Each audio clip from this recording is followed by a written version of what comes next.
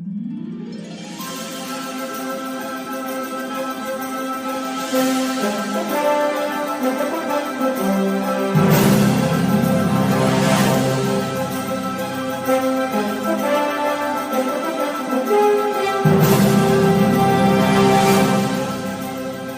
hello out there, and welcome to another edition of Hyperion Adventures Podcast. So happy to have you with us. My name's Tom. I'm here with my beautiful wife, as always, Michelle. Oh, thank you. Hello, everybody. So good to have you with us once again. We are recording this show on Sunday, September 9th, 2018, and I want to welcome some of our new listeners out there. First, we love all our old listeners and appreciate you're still with us, but we may have some new listeners because we are now starting a partnership. We started it just this week with 105.7 Max FM San Diego's throwback station. So some of you may be fans of that station and be finding us for the first time. I want to tell you a little bit about us just real quickly. If you want to find out really about who we are, you can go back to our first episode where we really recapped who we are, but just a little bit about us. Maybe start at the second one. She's great. She's a little shy. Who we are is we are a married couple, Disney fans who have grown up on both coasts. She grew up on the East Coast and went to Walt Disney World. Mm-hmm. I grew up on the West Coast, went to the Disneyland Resort. We've both done Disney cruises. We're platinum Castaway Club members of Disney Cruise Line. We have done multiple Run Disney races. We are members of D23. We are members of the Disney Vacation Club. So we have kind of a well-rounded experience in Disney, and we like talking Disney, and we like sharing Disney with you and helping you for possibly your next vacation. Right. It is our passion, and we really do love it. But we also love hearing from you all and either giving us some ideas of things that you'd like us to discuss, or you may have some ideas that we want to share and give you full credit for. So Absolutely. So please give us some feedback if you have the chance. You can find us. We are a very interactive show. You can find us on Twitter at Hyperion Podcast, Facebook and Instagram at Hyperion Adventures Podcast. You can email us, HyperionAdventuresPodcast@gmail.com, and on the web, we have our own website as well as on the 105.7 Max FM website. We have our own website. That's HyperionAdventuresPodcast.com. And please, if you want to send us a message, if you just want to say hi, whatever, we'd love to hear from you. Yes, please do. Please reach out to us. We love already the feedback that we've been getting from people, and we just want to keep that going. So you found us today. I don't know how you found us, whether it was the 1057maxfm.com, the Max app. You can also find us on SoundCloud, Stitcher, iTunes, and Google Play, where you can subscribe to us, and it'll let you know right when we have a new episode. But we're so happy you joined us, and we have a really special guest today that we're excited to talk with. Absolutely. We were so thrilled to be able to, and honored to be able to have this guest come join us on our podcast. Absolutely. So let's bring him in here. His name is Lee Cockerell. He is the former Executive Vice President of Operations for the Walt Disney World Resort. As the Senior Operating Executive for 10 years, he led a team of 40,000 cast members and was responsible for the operations of 20 resort hotels, 4 theme parks, 2 water parks, and a shopping and entertainment village, and the ESPN Sports and Recreation Complex. He's also written 4 books. He has done multiple speaking engagements, continues to do them across the country, and somehow he finds time to even do a podcast, Creating Disney Magic, Lessons in Leadership, Management, and Customer Service. You can find all this stuff at leecockerell.com, and we're pleased to have him join us today. Mr. Cockerell, it's Tom and Michelle. Thanks for joining us on the Hyperion Adventures Podcast. Well, it's good to be with you. Thanks for having me on today. We really appreciate you joining us. There was so much to talk about with you, but, as I was studying up for this interview, I was kind of stalking you a little bit, and I noticed something that you and I actually have in common, which I found kind of funny, is that we both kind of like funny little socks a little bit. Yeah, mine got out of control. I counted them the other day. I have 196 pair now. Wow. That's just a couple more than I have. Yeah, I started posting them on Facebook 2 years ago on the 29th of December because my family all gave me a couple pair of socks, and they were fun. So I posted them with a little message, and people started sending me socks. Oh, nice. So I got socks every week. 1 pair, 2 pair, 1 pair. Got them from all over the world. Wow, that's amazing. I mean, they are cool socks. I'm jealous of your sock collection for sure. Well, the power of social media. Right? That's right. So, Mr. Cockerell, again, I want to echo what Tom said. We're really pleased that you're here, and we're really honored. We recently had a guest on our podcast. His name was Gray Hauser. He has a significant vision impairment, and he was kind enough to share some of his personal experiences of when he visited Walt Disney World. And man, there were some really unique, wonderful ways that the cast members made sure he enjoyed his time at the parks. So we wanted to ask you, what can you tell us about how the Disney company really does this right? Well, I think the way we do it right, we got a whole team of people that focus on making sure that everybody who comes to Disney World is able to enjoy it. So we have a team that focuses on disabilities from hearing to vision to autism to you name it. Right. We rides, they're designed now so people can get on them even if they're in a wheelchair. And I think it's just a matter of, it's kind of the Disney reputation is to make it a magical place, and we want to do that for everyone. Yeah, you can definitely.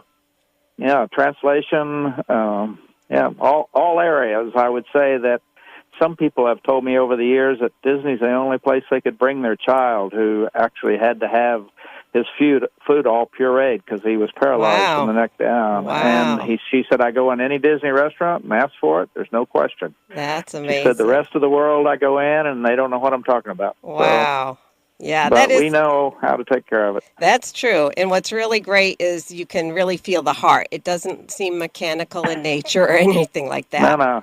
And that kind of leads me into another question. Oh, I'm sorry. Did you have something? No, I was going to tell you one time we had a little boy who had never had a cake because he had all kinds of allergies, and we had the ingredients to make him his first birthday cake. Wow. That is so cool. That is so special. Neat. Yeah. Well, I know you've pointed out in your books that communication issues are among the most significant problems that organizations have to deal with. And that I also know that I read that you've written that it's really important to make sure, as a leader, you're understood.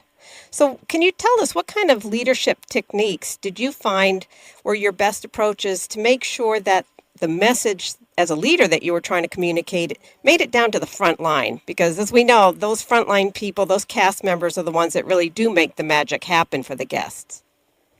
Yeah, we've got a good communication system at Disney that depends what the subject is. If it's a very important one, we want to make sure everybody knows that we have just a pamphlet system alone that everybody comes to work where they have to come through a certain entrance. They're handed one, so they know that.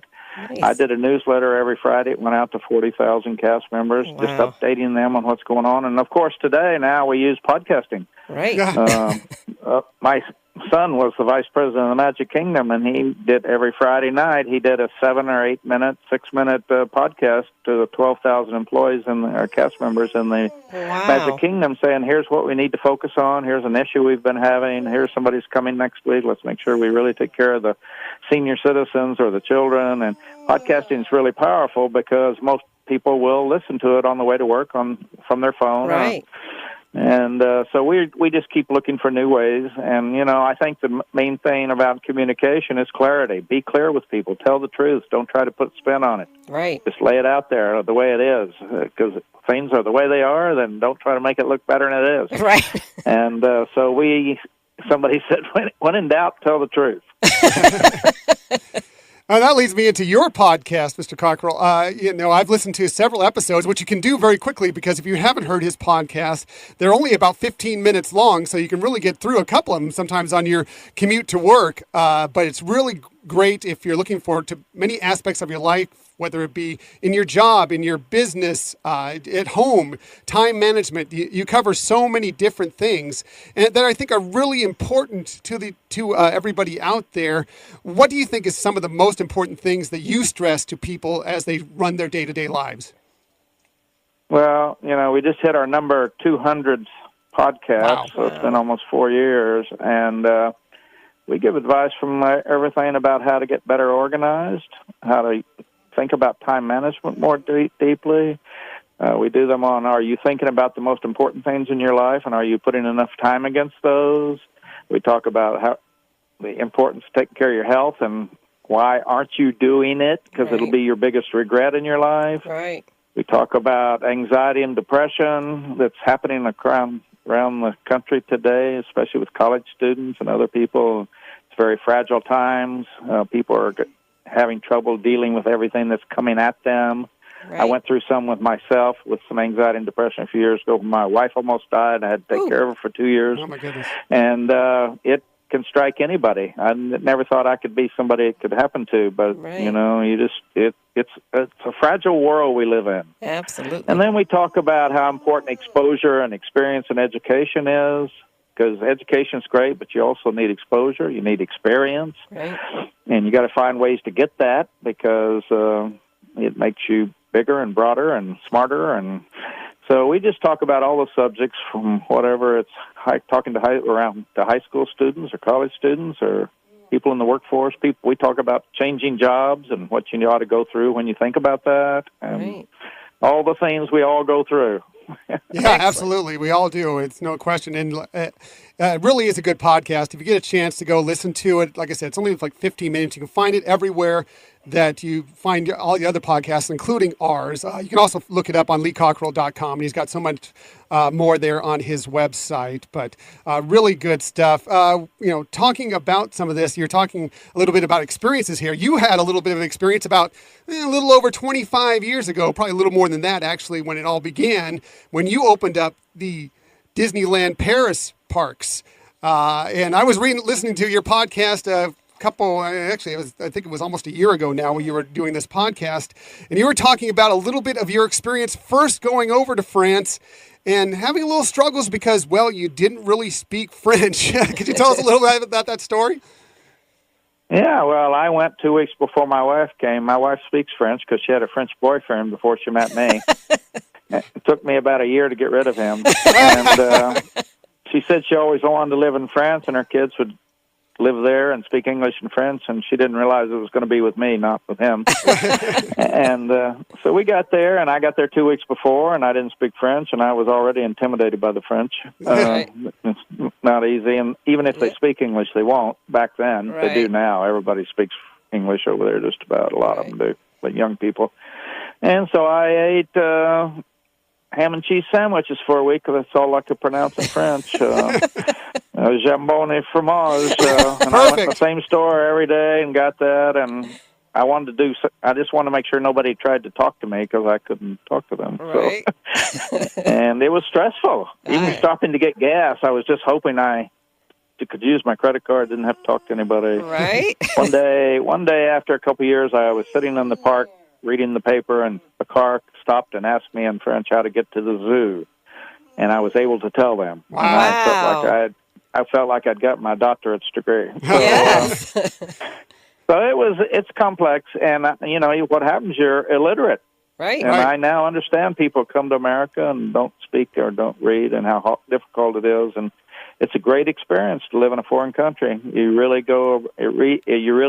you grow up, Right. and you learn a lot. And that's why I say experience, exposure, education. That's the things that make you who you are. Right. Absolutely. We go through the same things when we've gone to Paris a few times and Disneyland Paris a couple times. And my wife speaks fairly good French. I speak very little. I can go in there and say bonjour, bonsoir, merci. But other than that, I like lean on her a lot. So I know whenever I walk into a shop by myself, it can be really challenging when you're out there. But my wife used to give me little notes to take to the store, and I'd hand it to them. Nice.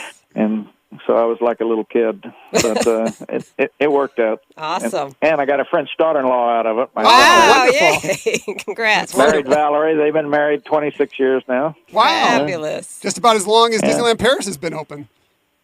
Yeah, and I said, and my wife and I just celebrated 50 years. Oh, wow, my goodness. congratulations. That's fantastic. That's impressive.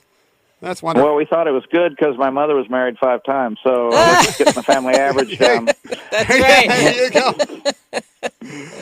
So other than language, opening Disneyland Paris had to be quite a challenge, quite an undertaking. What other difficulties did you find when opening up this park? Was this the first park that Disneyland opened in a foreign country? This is the second park. Second park. They opened Tokyo. Right. Tokyo Was the first, and then Paris, and now Hong Kong and Right. Shanghai are open. But the hard part was they didn't know about Disney like we do here. So we were hiring hundreds of people. I had to hire 200 managers, and hopefully they spoke some French, and a lot of them had American wives, and we had to get them moved there, and we had to do everything in 5 languages, the menus, check in, check out. It was, and I would say the American workforce, they probably work too much to a fault, and the French enjoy their time off. So we had a lot of issues, and but they were great people. Eventually, when you got them all in, but we hired people from Ireland, UK, Germany, Spain, France. So for me, it was just people from every culture is a little different, and getting all of them to work together and start something up new. Nobody's ever done it before, right? So it was a massive training issue. I bet. Yeah, so it was an experience. I'm not sure I'd want to do it again. It took about 10 years off my life. Well, obviously you were pretty successful in that. What would you say would be a highlight or memorable experience of opening up Disneyland Paris? The opening day. It was an incredible event. We had 10,000 people come for the opening. We checked in 10,000 people. We didn't lose one bag. Wow. One piece of luggage. Wow. It all went well, and we woke up the next morning all excited, and then we didn't get much attendance because there was a recession, and we had hyped the park so much, people said don't go there because it's too busy, which ended up not being too busy, and we were losing $1 million a day for the first year. Oh, my goodness. Talk about a soft memorable. opening. Wow, yeah. It was tough. Yeah, it was tough. So I also want to kind of circle back to, I read your book, Time Management Magic, and I want to thank you for that. I have recommended it and would continue to recommend it. It brought a lot of wonderful techniques into my life, and I really appreciate how you emphasize that it's not just using those techniques for your career, but also for your personal life. And, obviously in our podcast, we focus on Disney. We have Disney fans who are our listeners. So could you share some behind the scenes backstage info of, what are some insider infos of how you attacked or addressed planning a major project that you had to lead? Yeah, well, the key to everything in life is make sure you hire the right people. Right. I spent the first year and a half just going around the world making sure I was hired experts, people who really knew what they were doing. And I would say that was the key. I mean, the park was designed and laid out. Now, we had to staff it. And as I said, we didn't build it, but we had to operate it. Right. And so getting procedures written, operating guidelines written, and then after you hire the people, the training. It's training. Now, as I would say, we train you, we test you, and we enforce the training, which a lot of companies don't enforce their own training. And that's why when you go to Disney World or anywhere that the chances of you not having a good time are very low because there's one way to do things, and that's the Disney way. And we teach them how to do that. We test them, and then we enforce it. And people say, well, that's hard, these millennials. I said, no, we hire the right millennials. We hire the wrong ones. And they do what we tell them or they don't work there. Right. And so they like to work there, so they do it the Disney way because that's how you get consistency, and that's how you keep the place safe. And that's how people don't want it to be unpredictable. Right. They want to be predictable. And so all of that, and then we create a culture, which main thing is to create a culture where people wake up in the morning and they're glad they work at Disney, and they want to come in because the way they're treated and respected and included and involved and listened to, and their opinion counts. And also, I say we try to create a culture where everybody matters and they know they matter. No matter how low or high your job is, our management team knows how to make you feel that you're somebody. You matter. You're a part of this show. You have a role in the show. Right. You need to do your role in the show. When we all do our jobs the way we're trained and cast for, then the guests come in and they walk away saying, wow, how do they do that? Yeah. And it's through organization and it's through training. And I just say again, hire the right. We always say, hire them right, train them right, and treat them right. Right. And you'll have a good organization. Yes. And a lot of companies miss some of those. They're not careful who they hire. They don't have a good system. They don't know how to interview. They don't know how to listen to the answers. and then they don't train them enough, and they don't make sure they know what they're doing. They kind of practice on their customers instead of making sure people know. Right. And then they don't create the right culture, which it takes a lot of humility, and it takes a lot of good leadership and people that want to serve. And our leadership knows that they're there to serve the cast. That's their job. Right. And to make sure they have the resources and training to do their job so they wake up excited to come in every day. That's so awesome. it's kind of a formula we use, and I'd say anybody can do what we do if they just focus on the basics. Right. Well, and it makes sense that a lot of companies are probably thinking for budgetary reasons. It's like, okay, that's how they can cut corners. But as you said, with Disney, that's a formula that is included into the process. Oh, you pay now or you pay later. Life, there's no way, you can't skip one way or the other. You're going to pay. I say you spend time with your kids when they're at home and young, or you go visit them in prison later. Or you get an attorney, or you put them in rehab, or whatever. Right. So you got to, where you spend your time is where you get the results. Exactly. And you can try to skip and take the shortcut. The shortcut doesn't work very well. Right. Well, Mr. Cockerell, this has been a wonderful conversation. Thanks so much for joining us today. Do you have anything upcoming? I know you've got the books out, you got the podcast, some speaking engagements. Do you have anything else coming up here? I mean, it seems like you're doing something all the time, even though you're not working for the Walt Disney Company anymore. Well, I just got back from Miami yesterday. I did one for a big software company. It focuses on healthcare. It was really great. Awesome. Had a guy there from Google telling us how they're going to be using big data to help people with health care. That was very interesting to me. I have a big public workshop in Indianapolis on the 20th of November. I have one in London on the 8th of November, and I'm going to Zurich next week to do some work for a company that does drug trials. And there's just things pop up here and there, and I go do them. My wife goes with me if she likes where I'm going. And so it's just that. I'm working a lot more with colleges and universities, getting my books in as textbooks and courses. And especially time management. These kids need time management. Oh, absolutely. So do we, actually. That's why she's reading the book. That's why I read the book, yeah. It's sad. We don't teach this in high school and college. I know. But, and it's great techniques that you provide, whether, you're linking, like you're saying, with the smartphone and what that technology can provide, and linking that in with a, more of a traditional, maybe like the day timer system, to really, and like you said, you just can't wait for someday. You got to plan for someday. Someday, yeah. That's right. When I feel like it. Right. When's that? I know that there is someday that I'm going to sit there and say, wow, I have a bunch of hours. Let me do something. Yeah. Exactly. Take a nap. Right. Well, and by the way, if you hire great people and train them, you can go take a nap. Hey, that's true, right? Well, you hired some great people at the Walt Disney World Resort, so you must have got some good sleep time there somewhere with that. Well, I tell people I didn't know what was going on there, but I had a team that did, so I was okay. There you go. There you go. Love it. Well, if you hire right, you're good to go, right? So exactly. That's the key. If you hire idiots, good things don't happen. Right. That's true. There's no question.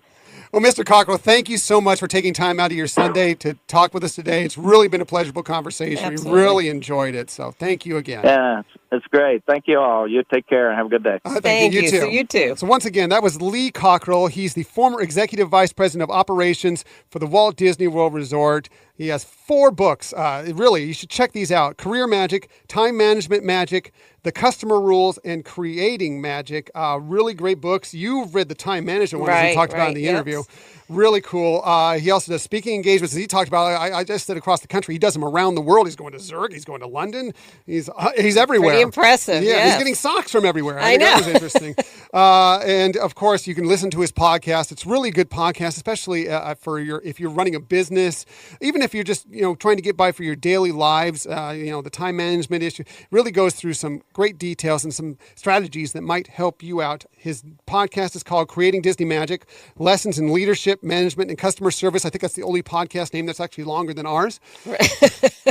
Well worth it, though. Yeah, you can find it anywhere you find podcasts, just like where you found our well, you can't find it on the Max 1057 website, but you can find it most places, iTunes, Stitcher, all sorts of other places like that. And of course, you can also go to his website, Lee Cockerell, COCKERELL.com. And track him down. And he really has some cool stuff out there. And the podcasts are great because they're just about 15 minutes. You can really get through one or two of them pretty quickly. Right. You have some real take-home tips. And he talks, like these strategies, but he also talks about his experience at Disney. It really is a good podcast. Very interesting stuff. So I highly recommend it. And thank you so much to him for joining us today. Really, really, really good conversation with him. Right. Really enjoyed the information and how open he is with his experiences. So this was amazing and thrilling. Hopefully we'll get a chance to talk with him again at a future date. Really cool stuff about Disneyland Paris and some funny stories and really, really good stuff. So. Absolutely. All right, let's move on quickly here. Let's get to the Disney Stories of the Week. If you're listening to us for the first time, this is how we go about the show. We start off with some sort of main topic, and then we get to the Disney Stories of the Week because there tends to be Disney news, so much Disney news, every week, so we go through some of the main stories that we think will be interesting to you. Right. There's being the rich company that it is, of having all kinds of whether you're talking the entertainment business, the movies, the adventures and cruises. There's always something that we can have to share for you. Absolutely. And this week was no different. So many stories. We never get to all of them.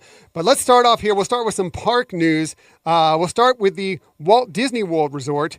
New dates have been announced for Disney After Hours at the Magic Kingdom Park. The dates available for purchase. But wait, if you don't know what this is, they close the park. It's kind of like the special events, kind of similar to the Mickey's Not So Scary Halloween Party or the Very Merry Christmas Party. But it's just, they kind of close down the park to the regular guests, open this up. It's a special ticketed event. You can go in there and you can ride all the rides with fewer guests. The lines are shorter. They have free Mickey bars, among other things, that when you're there.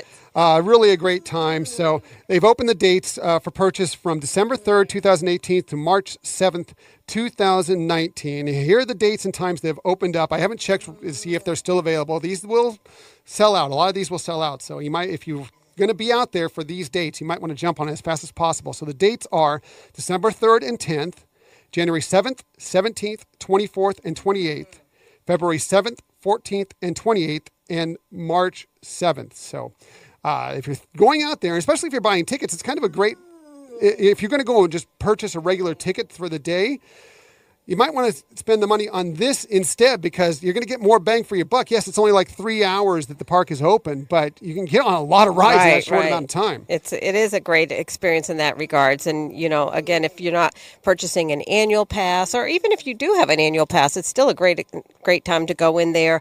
And sometimes some of those dates can be busy, especially in March when they're approaching spring break time.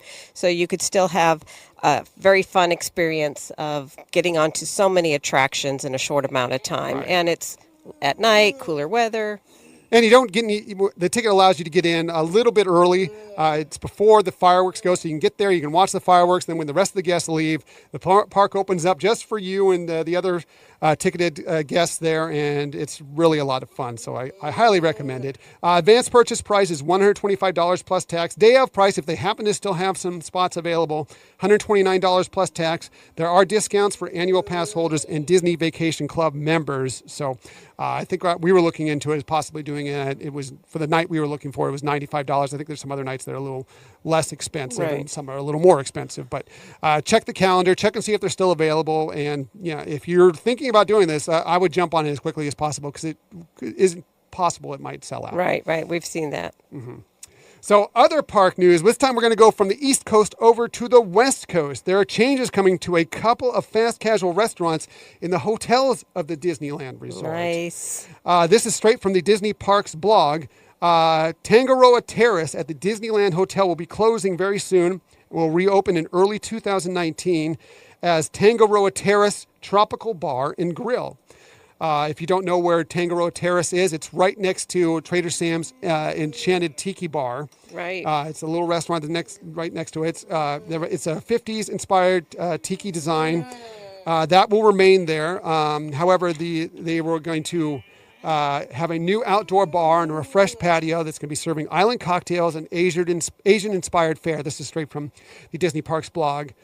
New details will also be added to the interior space, including light fixtures made of colorful fishing floats and netting, a tropical mural, and bamboo accents. So there's also going to be, and this is exciting, Yes. a dedicated service window for various coffee selections in the morning. And, of course, the very popular Dole Whip. And if I'm not mistaken, there you can get the Dole Whip with rum, which is that much more of a treat. So that's going to be closing here shortly and then opening up later next year. So I know we've been there. We love Trader Sam's there, and we go there a lot. But the place next door to us, we've always walked by and kind of meh.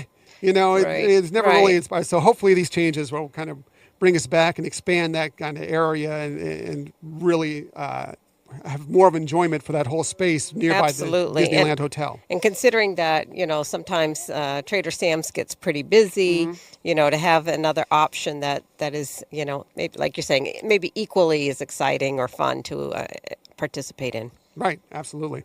Also happening this one over at Disney Grand California Hotel, the Disney's Grand California Hotel and Spa.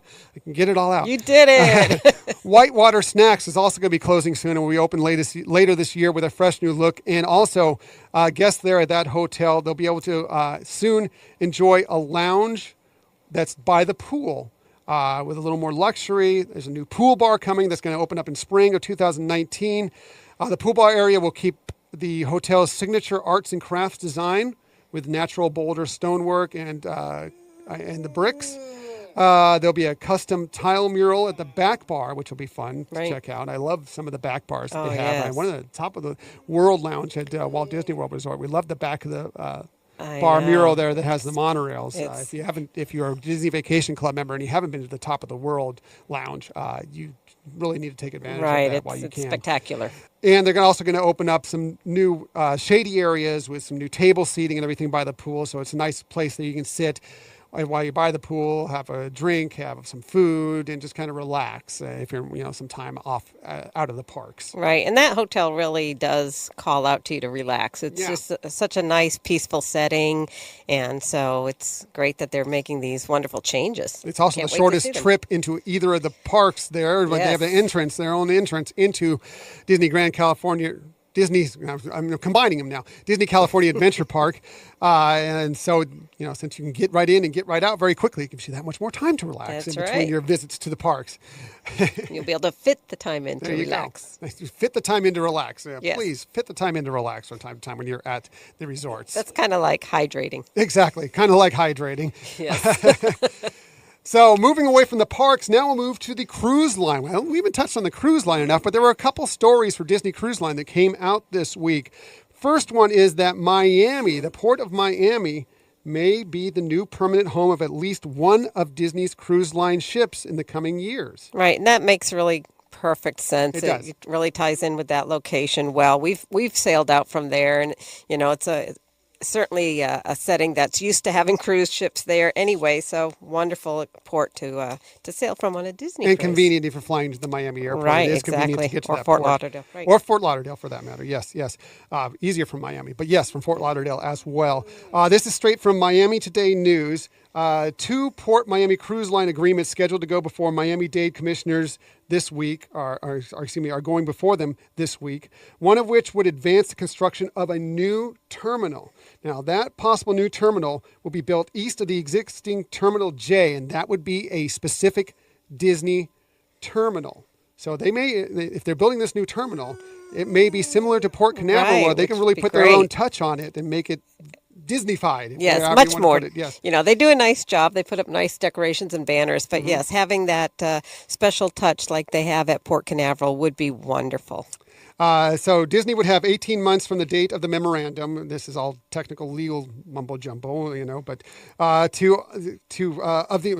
memorandum of the understanding's execution and negotiate the new terminal deal. So they still haven't worked it out. It's kind of in the preliminary point right now, just the government there is saying, yes, it's okay. We can start talking about this possibility. And then they need to work out a deal to pay for it, the construction and everything, who's going to pay for what, the logistics of it, all the infrastructure and such. So it's really important because, as we know, in the next several years, starting, I believe, 2021 is the first year when there's going to be new Disney ships coming out every year after that, and up to when they now have 7 ships by the time we get to, I believe it's 2023, I think is when the third ship will come out, the third of the new ships. Right. So it'll be important to have extra ports available. Right. And so it looks like one of those ships, if this all goes through, will be permanently, I don't know which of the ships, it could have been some of the older ships, could be one of the newer ships, will be permanently sailing out of Miami. So that's good news for people in Florida, and it gives us access. And it also has a good jumping off point for people to get to more Southern Caribbean cruises, and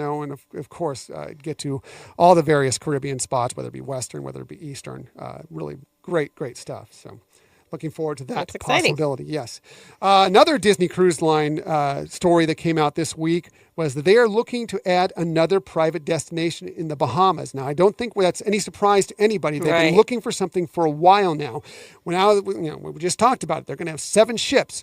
As it is, it can be a little crowded during certain times of the year when all the ships are in and around Florida, or in and around the Caribbean, I should say.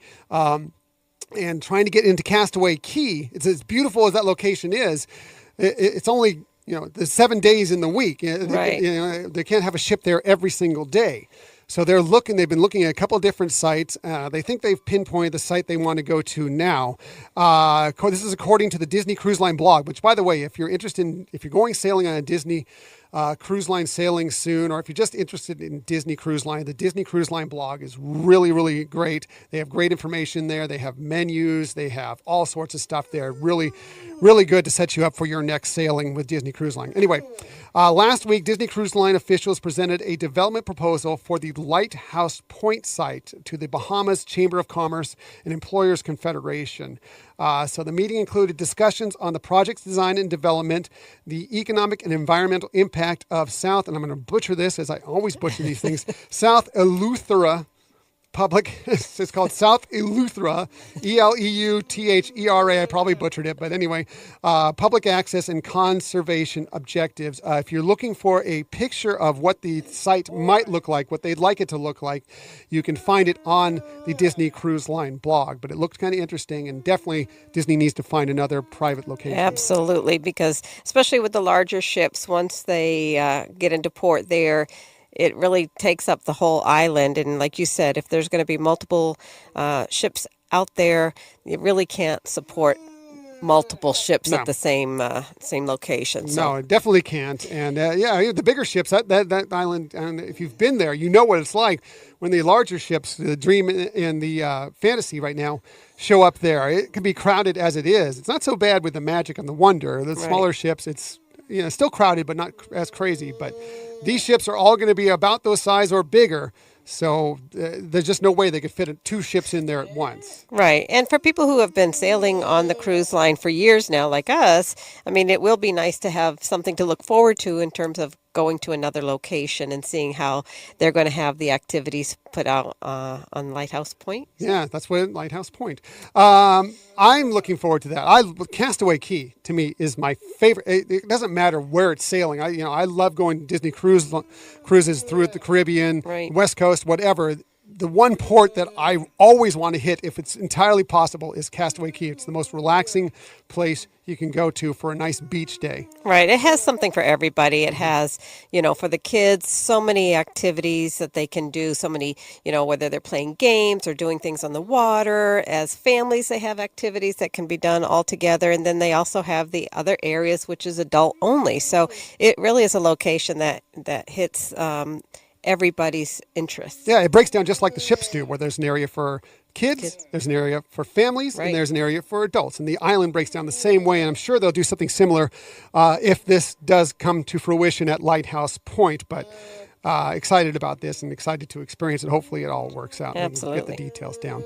Moving on to the next story, let's go to movie news, Disney movie news. It was announced this week that select Disney princess movies are returning to AMC theaters for limited runs this month and next. How fun. So if you missed some of these movies in the theater, here's your chance to go back and see them. Or if you have young children who have never, they've watched the Blu-rays or they've watched the digital videos or whatever, they have not had a chance to see it in the theater. Here's a chance to get them to the theater. So here is how that's going to break down, starting this coming week, as a matter of fact. They're going to start off with 2017's live-action Beauty and the Beast that starts on September 14th and will be running for a week. Nice. That's nice. This is one I want to see because I don't think we saw this one in the theater, but I might want to go take us out to go do this one. Starting on September 21st, 2009's animated The Princess and the Frog. Nice. Right. No, we didn't see that one in the theater, so that would be fun. Another one that we didn't see in theaters, I don't know how, it's one of my favorite princess movies of all time. 2010's animated Tangled will be in theaters starting on September 28th. We didn't see that? We didn't see it in the theater. We waited until we got it on Blu-ray till we finally saw it. Which is strange, but yeah. One we did see in theaters coming out on October 5th is 2016's animated Moana, which we love, one of our favorites. Movie. Right. Also, another one we saw in theaters was 2015's live-action Cinderella. That's coming out on October 12th. I remember we weren't thinking we were going to go see this movie, and then we went, if you've been to the parks, and sometimes they do those little previews of these movies, and they kind of get you excited about it. We went into the preview, and we saw it, and they were doing the scene where she gets, spoiler alert, where she gets her gown, and the pumpkin turns into a coach and everything, and it was amazing. We're like, we got to go see this. And it was a very good movie. We really enjoyed that one. And we were fortunate enough to see that one on the Disney cruise ship. We did see that as well. It's another benefit. If you've never been on a Disney cruise ship, they have a full theater there with first-run Disney movies you can see within those theaters in 3D even. Right. So it's another benefit of going. And if it's the night that they debut, they do midnight showings when they debut a brand new movie. It's always fun for when some of the big movies are coming out. Go in your pajamas. Yeah. It's so much fun. So, and they have popcorn, and it's really great. A good time. So, again, talking about Disney Cruise Line, we can't sell it enough. It's really good. Not exactly, sort of Disney movie news, but this is more actually live action Disney movie news. It was announced this week. The Nightmare Before Christmas will be celebrating its 25th anniversary with 2 live shows at the Hollywood Bowl. That's exciting. It is really exciting. It'll be fun. The shows will be Friday, October 26th and Saturday, October 27th. The show will be a live-to-picture screening and concert presentation of the beloved Halloween/Christmas movie. Appearing in this is really cool. Songwriter Danny Elfman will reprise his role as the singing voice of Jack Skellington, along with Catherine O'Hara and Ken Page returning as Sally and Oogie Boogie. So that's going to be fun. Yeah, that's exciting. And they'll be playing along with the Hollywood Bowl Orchestra. They're going to have live scenery projected onto the facade of the Hollywood Bowl. And the event is described as a fully immersive digital visual. Wow. So, really cool. We already have our tickets. We're going to be there. We're excited about it. If tickets are going pretty fast, I was just checking on it this morning. They're still on sale. Not just talking the resale, just the regular first original price of them. They start at $37.50 for some of the ones way back in the back, up to the ones really close that are going for $199.50. Wow. But you might want to hurry. I know Saturday is going pretty quickly. When I checked it, they were running pretty low. Friday still has some availability, a little more, but you might want to jump on it as soon as possible because I know people love this movie. Especially, and it's right next to Halloween when this is going out. I was just going to say the timing is perfect. People are going to jump on this. Yes. So get out there and get these tickets if you're in Southern California, or if we're going to be in Southern California and like to experience this kind of, I guess it's twice in a lifetime since they're doing it 2 nights in a row, opportunity to see the show. We've done the sing-along again on the Disney cruise ship. I didn't know we were going to be talking about this. We need to do an episode on Disney Cruise Line because we are talking so much about it. We just need to book a cruise. That's what we need to do. That's another point I didn't get to. But anyways, we've been on the cruise ship where they've done the sing-along with the movie, which was a lot of fun. But I think with this setting at the Hollywood Bowl, it's going to be really amazing and looking forward to it and, want to invite you all. Hopefully you'll be joining and we can chat about it a little bit at a future podcast. Absolutely. By the way, the sing-along is great. It's on the Halloween on the High Seas cruises that start usually late August, run through September and October. If you're on any of those sailings, a lot of fun. Kids get to go out and do trick-or-treating around the ship. There's costume contests. It's not really a contest. It's just more like fun. Characters in there, their Halloween outfits, which are really great. And it's just, it's a good, fun time that's added to what is already a great time aboard any Disney cruise line And the ship. adults get into the costume party yeah. as well. And Absolutely. they have evening events for the adults that have, I guess they encourage you to have costumes. And it's like you said, it's a blast. It's a lot of fun. It's a lot of fun. We highly recommend it. And we did one last year. It was fun. Moving on, one more Disney movie note, sort of Disney. It's Lucasfilm, actually. President of Lucasfilm, Kathleen Kennedy, will be receiving an honorary Oscar at this year's Academy Awards. That's super. Yeah, the Academy Awards will be bestowing her and producing partner Frank Marshall the Irving G. Thalberg Memorial Award. She'll be the first ever female to receive this award, which is given to producers who, quote, whose body of work reflects a consistently high quality of motion picture production, end quote. Wow, well deserved. Well deserved. Definitely. And for those of you who out there who are kind of like, well, she's going to resign. And sorry. Moving on. Along with her work on the Star Wars franchise, obviously with Lucasfilm, she's worked on the Indiana Jones franchise.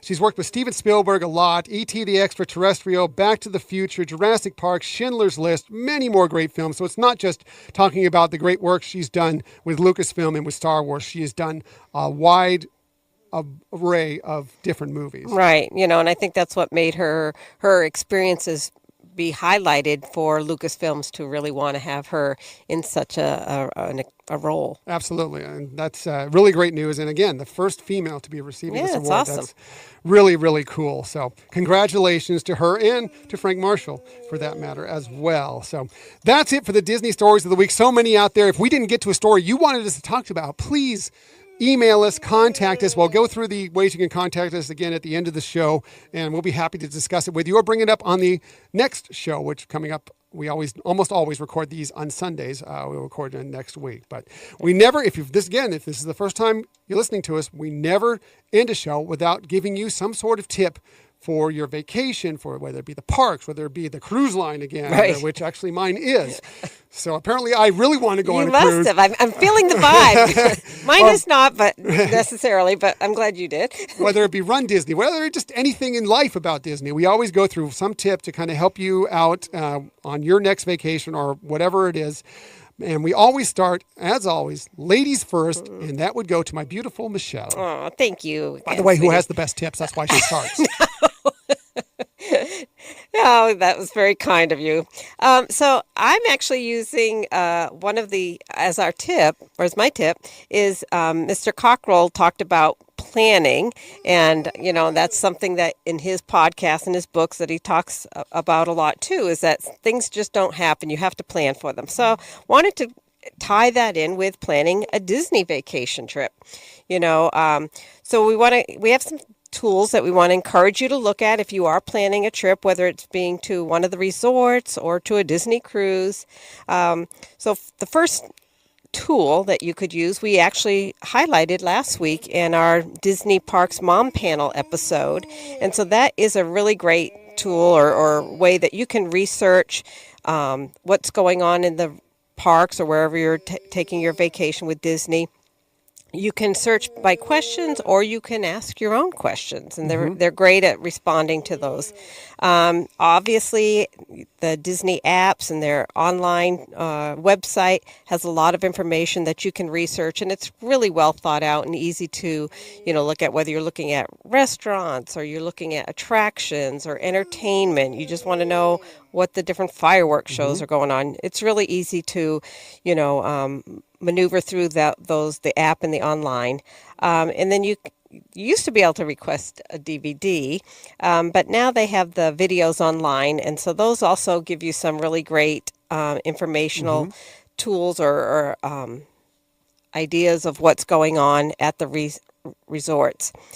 And then the next thing in the planning phase would be to really list out your must-dos. So once you've done your research and you say, I have to go eat here, or I have to make sure I'm get a fast pass to this attraction, then start with your must-dos. And from there, you can really start to have a shell of what your vacation can be. Now, I've been known to meticulously, I guess, No, plan a trip. Not at all. Year in advance. Not just time in advance, but just, having a lot of ideas of ready to go. Obviously, if you're going to need reservations to things, you want to have that squared away, well in advance. But as you know, and hopefully you agree, that I also build in the flexibility to change our mind. You do. Sort of. Yeah, you do. Anyways, but fast passes, like at Walt Disney World Resort, if you're staying on the resort, you can make your fast pass reservations 60 days out. If you're not staying on property, you can do it 30 days out. But it's really important for a lot of those well thought out attractions that it might be hard if you don't do it right at the beginning of that time frame where you can make it. Ones. Right, yeah. The more popular ones. So that's why it's great to have some of that planning done well in advance. If you're going to try and do Slinky Dog Dash, or if you're trying to do Flight of Passage in Pandora, right, you want to jump on those quickly, because those are the fast passes that will go away immediately. Right. Even the Frozen at Epcot. Yeah. So, but you really want to go into your trip having some knowledge of how to experience the parks, whether it's at Walt Disney World or even at Disneyland. If you haven't been there before, having that plan down, that you can make adjustments if things aren't working. Attractions might go down, or something might not be available that you thought you were planning to do, that you have a way to recover quickly and still have a very full and fun time there. If you would like a blank of the planning tools that we use, the how we set up our trips, just send us an email at hyperionadventurespodcast@gmail.com. We'd be glad to share that with you. If you have some tools that you would like us to share and give you credit for it, please also email those to us as well. Might help us. Might improve what we use as our planner. That's right. Absolutely. And by the way, I was completely kidding. Michelle does some great planning.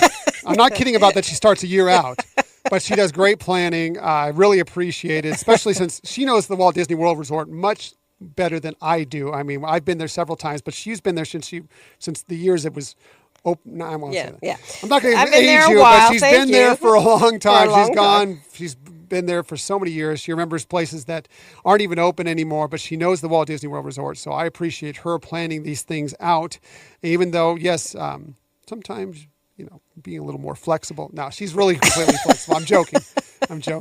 No, I get it. No, she does great. And really, we couldn't do it without her. Walt Disney World, the resort, is so immense. If you're a Disneyland resort person, and many of you who maybe are listening to us for the first time on Max 105.7, you may be used to going to the Disneyland resort knowing it's fairly compact. You can do things in one day there. You can do both parks in one day if you really want to hit it multiple hard. times. Yeah. Back and forth. You can't. You can't do everything in Walt Disney World Resort in even a week. Right. There's so much to do there. So it really, if you have the chance to plan it out before you go there, it will make your trip that much more enjoyable. Right. And, as I said, that sometimes things happen, that things break down, and you want to change your plans, you can do that. And the parks change a lot. They do a lot of seasonal things, for like right now where they have food and wine over at Epcot, and so some things aren't your standard. And so even though you may have had experience in those parks, it's great to see what is happening right at the time that you're planning to make your trip. And so it's good to get that information. Even for myself, I find that, there's like new things that we haven't experienced before or that are only seasonal, and want to make sure we have that knowledge of how to really, maneuver through those things. Yeah, it's really important. It's really important when you go to the Walt Disney World Resort. It's important at the Disneyland Resort to kind of have a plan going in too, but it is so important when you go to Walt Disney World. It's so immense, and it can really overwhelm you if you don't have a plan going into there. Right, absolutely. So thanks again. again, beautiful tip. I was kidding with you, but really, she is great at it. She plans really well, and she is. I'm joking about it, but she is flexible on what she wants us to do, and you should be. Everybody should be a little bit flexible. Yes, you want to hit these certain attractions, but you should always have some sort of flexibility in your plan because, sometimes things change. And if you're just so stringent on what you want to do there, it can mess up your trip. But if you're happy, like, okay, well, this isn't working right, there's weather issues, one of the rides or the attractions closes down, then, you have to be able to bend a little bit to move to different things, but if you're hard set on some of these things, it can just ruin your trip when something like that goes awry. Right. So anyway, great tip as always. Thank Michelle you. always has the best tips. Always. You're sweet. Email her for the best tips. And then you can come to me for like, what kind of burger should I have? That's my kind of tip. Food, yes. Apparently, yeah. By the way, last week was our food episode, which was funny. I was really hungry last week. This week, I was really wanting to cruise, apparently, because that's where my tip, as I talked about earlier, is going to. I'm going to talk about how when you're on a Disney Cruise Line ship that's going to Castaway Cay, you can be the first person, or maybe not the first person, but one of the first people on Castaway Cay. And we talked about how important that is when you're on the Dream or the Fantasy. It's important on the Magic or the Wonder as well. But when you're on the Dream and the Fantasy, and there's so many people aboard, you can be one of the first people that gets onto the shoreline and can stake out that good spot. And here's how you do that. They do a thing that's called the Castaway Cay 5K. Right. Now, for those of you that don't run, that's okay. You can walk, you can run, you can jog a little bit. You don't need to run. But what you do need to do is when you first get on board, go sign up for this. It's perfectly free. It doesn't cost a thing, but spaces will fill up for it. So jump on it when you first get on board. Again, you can run or walk. It's a 5K, so it's 3.1 miles. It will be warm probably because it is the middle of the Bahamas, and Castaway Cay can get a little warm, so just be prepared for that. But the good thing about it, like I said, is that you will be the first guest on the island, and that includes your family. If you're signed up for this, they can get off the ship with you at the same time, so they can go over and stake out some lounge chairs or stake out a spot or whatever while you're running this, or they can go along with you. Either way you want to do about it. So it's to participants. They need to be 10 years of age or older, just so you know. So, I have heard that they'll sometimes allow children that are younger, if they really want to run this, to run along with you. They just won't get a medal at the end. But you will get a medal at the end. Right. Again, you're the first ones off the ship, so you get that advantage. And another thing, if you're running the Walt Disney World Marathon weekend races, any of them, 5K, 10K, half marathon, full marathon, the challenges, whatever, and then you book the cruise that follows right after that, the Monday right after that, it's on the Dream that goes to Castaway Cay, you run this race as well. You will get not only the medal that you got for running the race at Walt Disney World, you will also get a medal for running the Castaway Cay 5K. Nice. And you will get a third medal for the special Castaway Challenge. So it's also another bonus, and we're medal hungry. We always want another medal. At least that's me. I don't know. Trophies for everybody. I need another medal because I don't have enough already. But the main thing, like I said, is that, and that's only for one cruise of the year. Right. But if you're looking to kind of do something and do a land and sea vacation, and you're a Run Disney fan, something you can do to have more fun. But the most important thing, like I said, is that this is the way. It can get crowded out there. The lounge chairs can be a little tough at times. This is a way to get out there and get on. Hey, you're going to get sweaty, but you're going to get sweaty out there on the beach anyway, probably. Right, so what does it really matter? Go take a dip in the ocean after your run. You're good to go. But really can be advantage for you. Yeah, that's a great tip. And we've actually done the 5K. And well, sort of. Sort of. We actually didn't. The weather didn't allow us to. Yeah, they tried for about 2 hours when we were on one of our last cruises that went to Castaway Cay, and unfortunately they came close, but they couldn't quite dock at Castaway Cay, which happens sometimes. And you never know. It's a tricky port. The weather has to be perfect to get in there at times, and we just ran into a day when you couldn't. So we ran the 5K on the ship. Right. Talk about flexibility. Yes. They offered us an alternative, and that was a really fun experience. My favorite thing with that was that they're like, well, we'll just give you the medal, and you can just tell us you ran it at some point. You don't need to run it right now. I'm like, I'm not a quitter. I'm running right now. And we went and ran out of the ship. So. And it's great because the runners that finish ahead of you stick around and cheer you on. So it's really fun to do that. And that is an awesome tip because that's an experience that not everybody knows about when going on a Disney cruise ship. So I would definitely love that you mentioned that for people. And again, get a good spot on Castaway Cay because believe me, it'll be one of your best beach days you've ever experienced out there. We've been to many cruise lines, different private islands or private ports or whatever. Castaway Cay is far and away the best site we've ever been to. Right. So. No matter what time of year, too, because we've gone out there when it's, been in winter time. And, obviously winter there is not like winter in the Northeast or anything like that. But, you could still have a day that's kind of chilly, but have a wonderful, fun time there on Castaway Cay.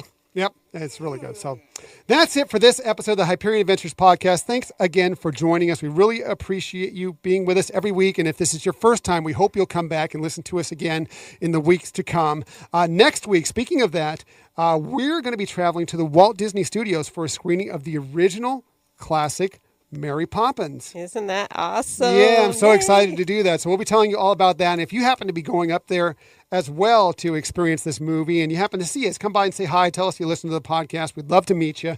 It's going to be really exciting and we can't wait to do it. But that's not the only thing we'll be talking about next week. Of course, we'll always be doing the Disney stories and the vacation tips, but we'll also be listing our favorite things from the Disneyland Resort next week. Right.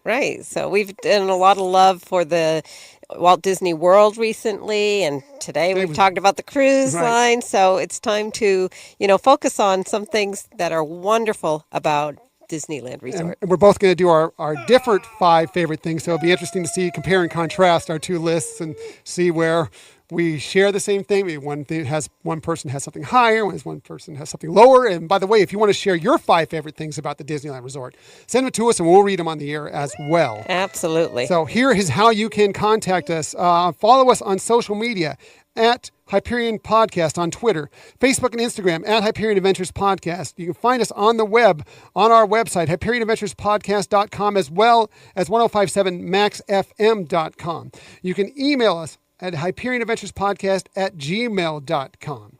If you want to listen to us in the future, well, you found us today, and we're so happy you did, you can find us on 1057maxfm.com or on the Max app. If you're going to the website, go to the Max Plus tab. If you're looking for us, it may not be apparent right to begin with. If you go to the Max Plus tab, it's a little drop-down tab. You'll find us there, and you can find all our podcasts there. You can also find us on SoundCloud.